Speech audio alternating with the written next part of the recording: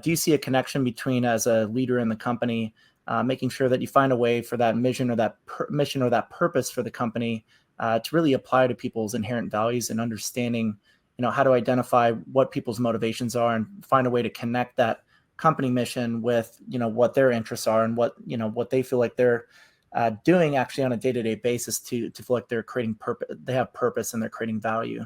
What are your thoughts on that?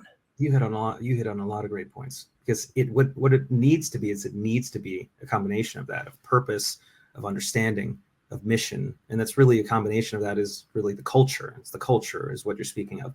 And so to create that kind of culture, we need to be able to think a little bit more creatively, but also be a little bit, I don't want to use the word inclusive, but being a little bit more, making sure we're getting correct feedback from our people as to what is the actual culture. Because there's a culture that what we say it is, and there's the culture that's actually happening, right? So if we're in that middle ground of being able to trial and error, and look, we actually failed at doing what we say we wanted to hear, our culture.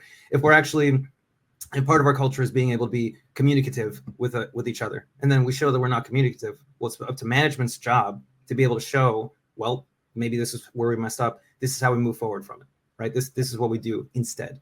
And so being able to take other things besides just productivity focused, right? How do you, for example, how do you honestly detach? How do you honestly relax at work? How do you, a part of this company, are able to work proficiently while you're working at home? How do you not overwhelm yourself so then you're able to be so sharp when you're here or when you're working at home, but have enough space for yourself so then when you're home after working, that you will take yourself seriously, that you're just being with your family, or you're just alone with your cat, but having a great time.